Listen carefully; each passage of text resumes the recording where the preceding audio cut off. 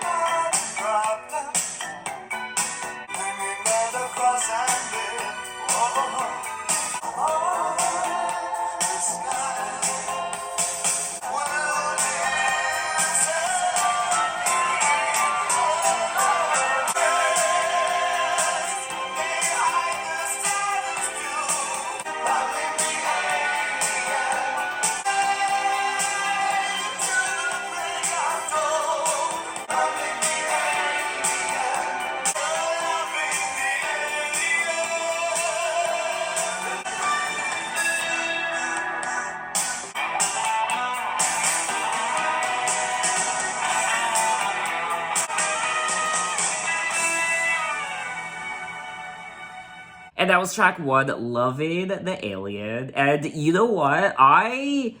Surprisingly, I really enjoyed this song. And I say surprisingly because going into this album, of course, I have the idea that this is going to be one of his worst albums, if not perhaps his worst album thus far.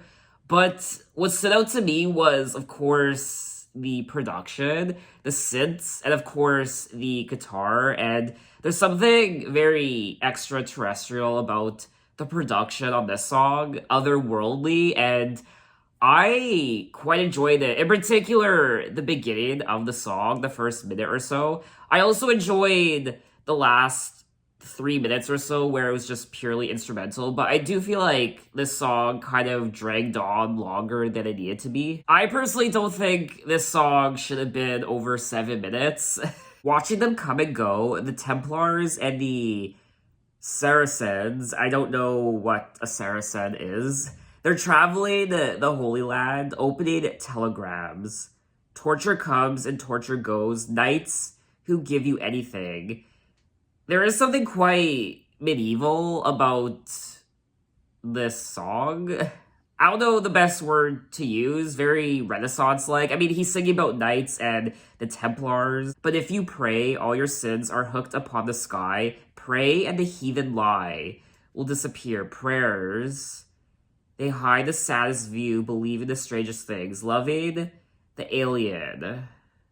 I really do like the lyrics of this song, even though I have no idea what he's singing about. Of course, it's David Bowie, but obviously he's singing about religion. You're loving the alien, believing the strangest things. It's interesting how he brings up alien, which is very science fiction, but then he also sings about religion, like the Holy Land and the Templars and knights. Now, when it comes to the title of the song, Loving the Alien, it could be a reference, obviously, to extraterrestrials, or I thought perhaps he could also be alluding to illegal aliens, perhaps. Now, in law, an alien is any person who is not a citizen or a national of a specific country. Loving the alien, thinking of a different time, Palestine, a modern problem, bounty, and your wealth and land, terror, in a best laid plan. Christians and the unbelievers hanging by the cross and nail. Huh. I mean, is this song anti-religion? Or I don't really know. It's definitely a very dark song lyrically. Loving the Alien explored David Bowie's intense dislike of organized religion. Okay. David Bowie later said that the production on the song undid the power of the lyrics, saying that he preferred the demo version of the song. And in a separate interview, he said, "You should hear Loving the Alien on demo. It's wonderful on demo, I promise you, but on the album, it's not as wonderful." Now, someone's interpretation of the song is it deals with the problems in the Middle East involving Christians and Muslims. It's about religion causing more conflict than it resolves. I found this song highly intriguing, lyrically and production-wise, so I would definitely listen to it again. So let's move on to track 2, Don't Look Down.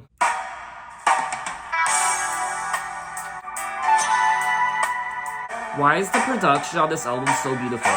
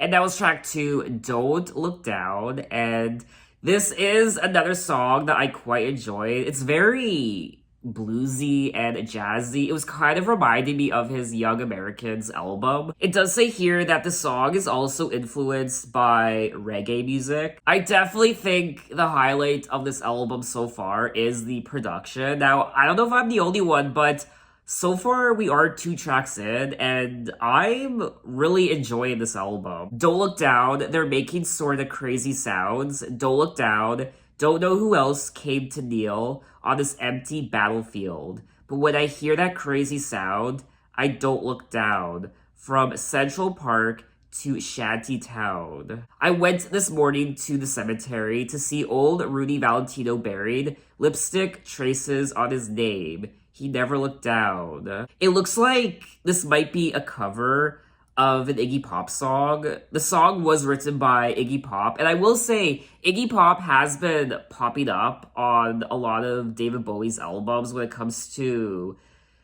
songwriting credits, and I guess being influenced by him. So I don't know, maybe I should go on my Iggy Pop discography journey after David Bowie. It appears to me that Iggy Pop and David Bowie had a solid relationship. Don't look down is advice you hear when you're high in the sky and you're falling, and it's meant to keep you from falling. In this case, Iggy Pop's use is an analog for his wild life. He doesn't want to stop to think about what's going on. He just wants to keep going. And one of the co-writers of the song, James Williamson, was not impressed with David Bowie's cover, saying, "I always thought it was kind of lame."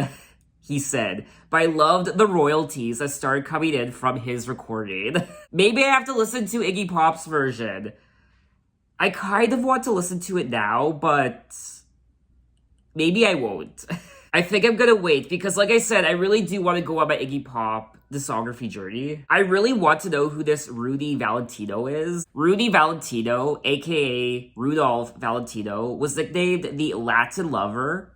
He was an Italian actor based in the United States. His early death at the age of 31 caused mass hysteria among his fans, further cementing his place in early cinematic history as a cultural film icon. Well, you learn something new every day. But anyway, let's move on to track 3, God Only Knows.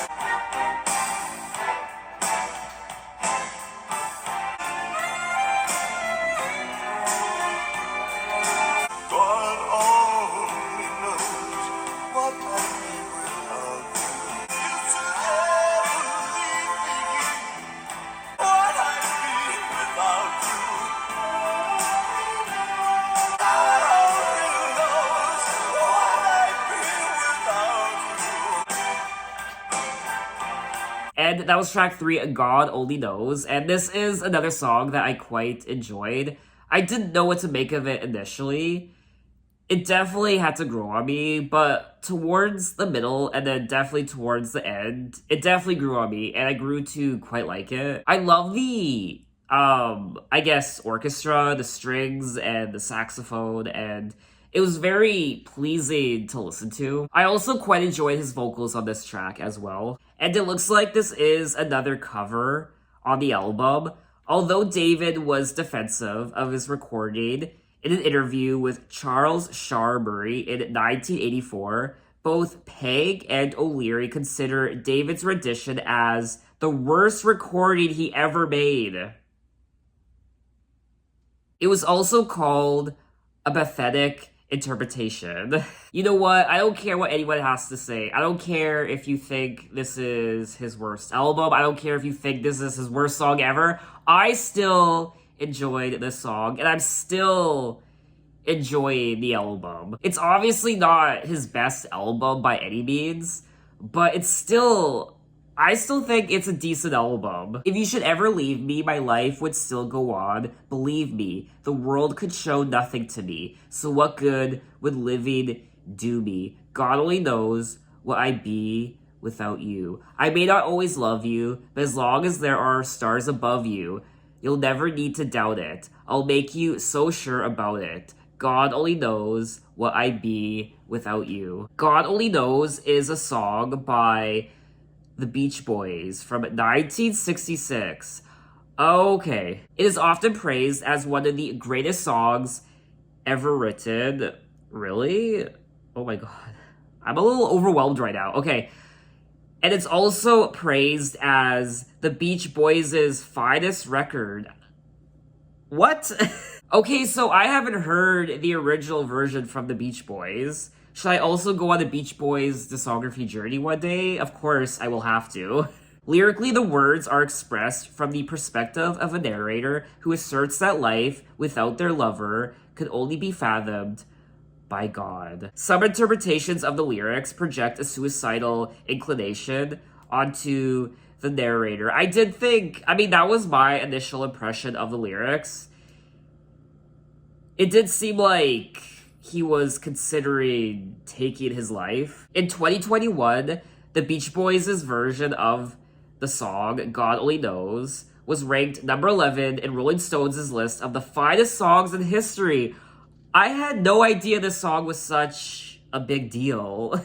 Maybe I would dislike this song if I had heard the Beach Boys' version prior, but I haven't, so I can only go off of David's version, and I quite enjoyed David's version. But anyway, let's move on to track 4, Tonight.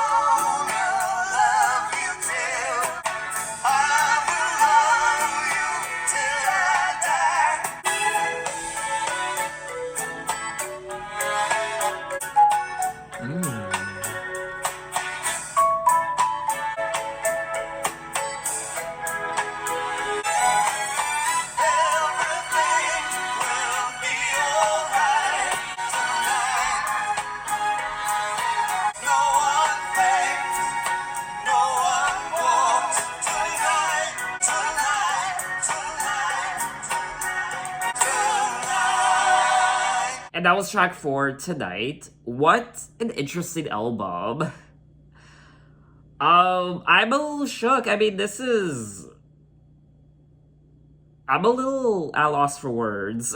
I like the strings on this track. It's also quite reggae as well. I don't know how I feel about the song as a whole. I do prefer the other 3 tracks I've listened to already. Loving the Alien, Don't Look Down, God Only Knows. I'm a little confused, I won't lie. Now, the song was written by both David Bowie and Iggy Pop for Iggy Pop's Lust for Life album. Oh, okay. And the song was later made into the title track for David's Tonight album. David covered the song with guest singer Tina Turner. Was that Tina Turner? Really? I had no idea. I just thought it was just a backup vocalist. A really great sounding backup vocalist. The original spoken word introduction to the 1977 version established that the lyric is addressed to a lover dying of a heroin overdose. David also stated that he didn't want to inflict that part of the song on Tina Turner. Everything's gonna be alright tonight. No one moves, no one talks, no one thinks, no one walks tonight. Everyone's gonna be alright tonight. I am gonna love you till the end. I will love you till I reach the end. I do think lyrically this song is a great continuation of the prior track, God Only Knows. I don't think I would typically listen to this song again. I would maybe go back to it, but I wasn't really wowed by it. I really did find the production on this track though to be quite intriguing. I just feel like he didn't utilize Tina Turner very well on this track. I mean, you have Tina Turner featured on one of your songs and you can barely hear her and you barely utilize her. But anyway, let's move on to track 5, Neighborhood Threat.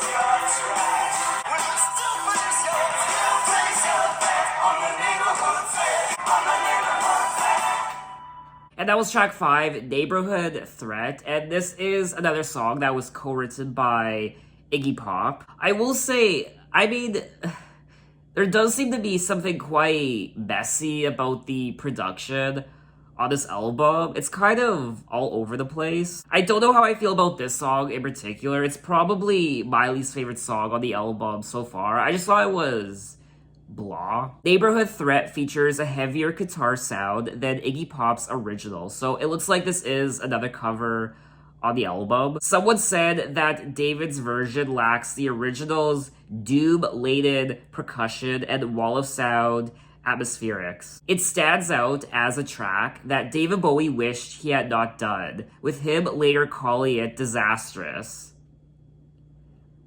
I mean, I personally wouldn't call it disastrous. I just didn't like it. It's not like I hated listening to it. I wouldn't listen to it again, but it wasn't a mind-numbing experience for me. Look at his eyes. Did you see his crazy eyes? You're so surprised he don't run to catch your ash. Everybody always wants to kiss your trash. And you can't help him. Nobody can. Now that he knows there's nothing to get, will you still place your bet on the Neighborhood Threat? And other than that, I really have nothing else to say about the song, so let's move on to track 6, Blue Jean.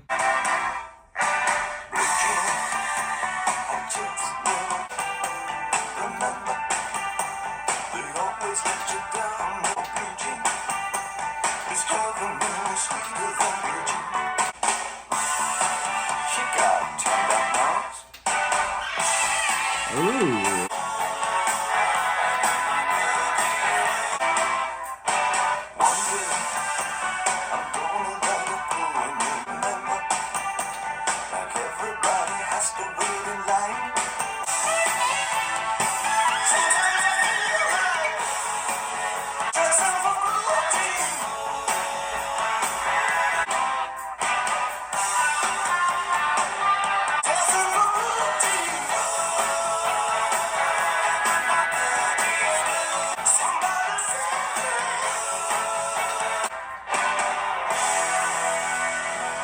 And that was track 6, Blue Jean, and I definitely think this song is an improvement over the last couple songs I listened to. First and foremost, I of course enjoyed the production on this track, and his vocals as well. This sounds like a song he could have released on one of his 70s albums. Blue Jean, I just met me a girl named Blue Jean. She got a camouflage face and no money. Remember, they always let you down when you need him. Look out world, you know I've got mine. She got Latin roots, she got everything. So I generally think this song is about some girl that he's interested in, perhaps. When talking about the song in 1987, David Bowie said Blue Jean is a piece of sexist rock and roll.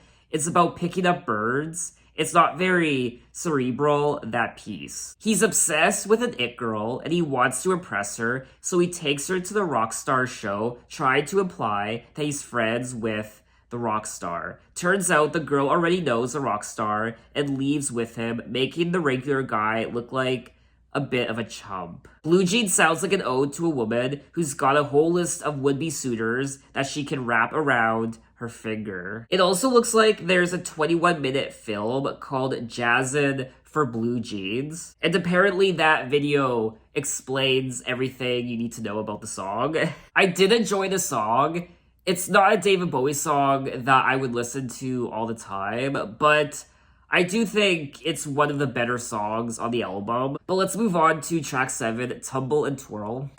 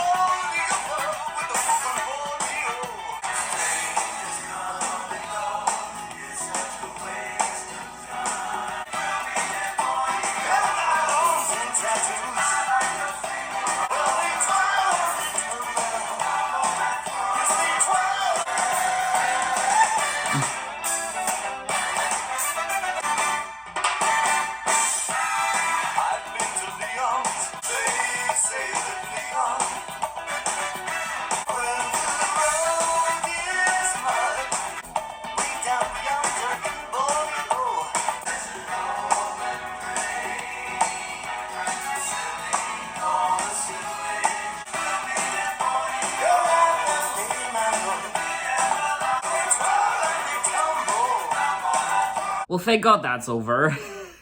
I couldn't even listen to the whole song. I think this is the first time in 16 albums that I couldn't even finish a David Bowie song. Sorry, I got an email. Yeah, I have nothing to say about this song. It was just so boring. I kind of enjoyed the production, but the melody and the lyrics, just everything about it was just so boring. I've seen the city, I took the next flight for Borneo. They say it's pretty, I like the t-shirts in Borneo. Somewhere Bob Marley, others in Playboy. Strangers come and go, it's such a waste of time. Problems far behind, another day. But even springtime, it's a rich slice of life. So send me a letter. We'll meet in Borneo. I do want to talk about the lyrics more, I really do, but I honestly don't really care about them. Hot juice in Coke bottles, in blue jeans and tattoos. Well, they twirl and they tumble. I like the free world. They say it's pretty this time of year. So he's essentially singing about, I guess, Borneo and how he wants to meet up with this person in Borneo, and he's singing about the people there and the lifestyle, I guess. I think this song, alongside Neighborhood Threat, are my two least favorite songs on the album. I'm curious to know what you guys think about it. Tumble and Twirl recounts Bowie and Pop's exploits while vacationing in the Indonesian islands of Bali and Java after David's previous tour had ended. Bowie felt that lyrically, Iggy Pop's work stood out the most on this track. Some people have compared this song to the world music that we experienced on Lodger, which I actually didn't think about that. Now, I wasn't the biggest fan of Lodger, the album. I did like a few songs. I did go back to that album since my first listen video, and some of the songs have grown on me. I would listen to any of those songs, though, over this track, Tumble and Twirl. I just genuinely did not like this song. But let's move on to track 8, I Keep Forgetting.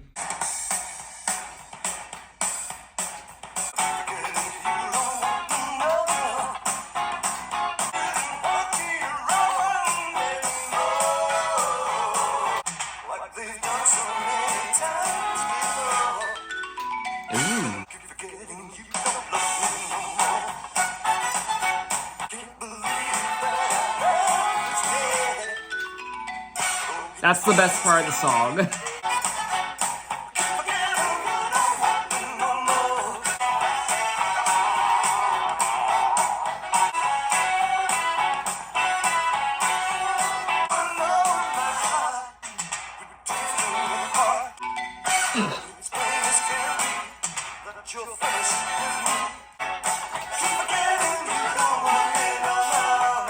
And that was track 8, I Keep Forgetting, and hopefully I keep forgetting about this song going forward in my life, as well as track 7, Tumble and Twirl, and track 5, Neighborhood Threat.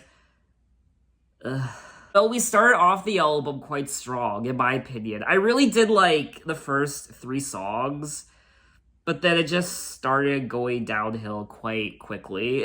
This album is quite confusing. It doesn't really make sense. It's all over the place, and I don't know what he was trying to accomplish with this album, but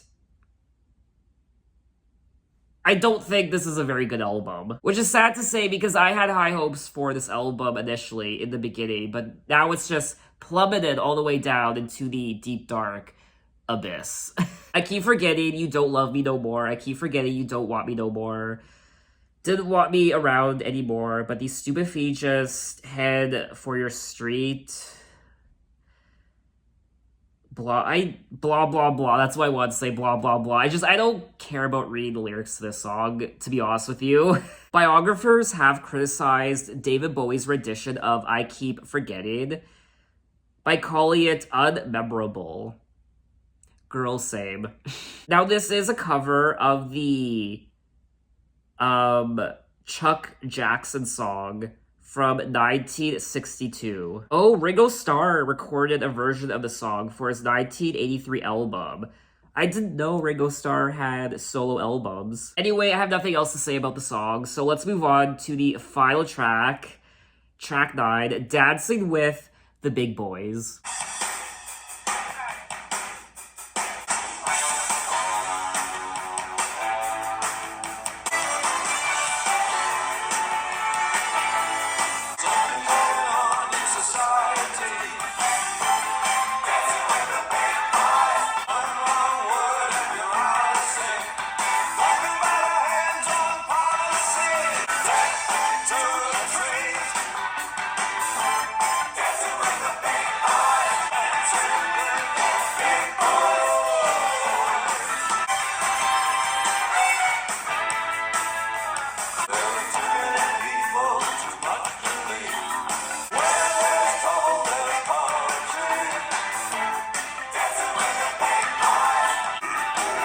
Oh.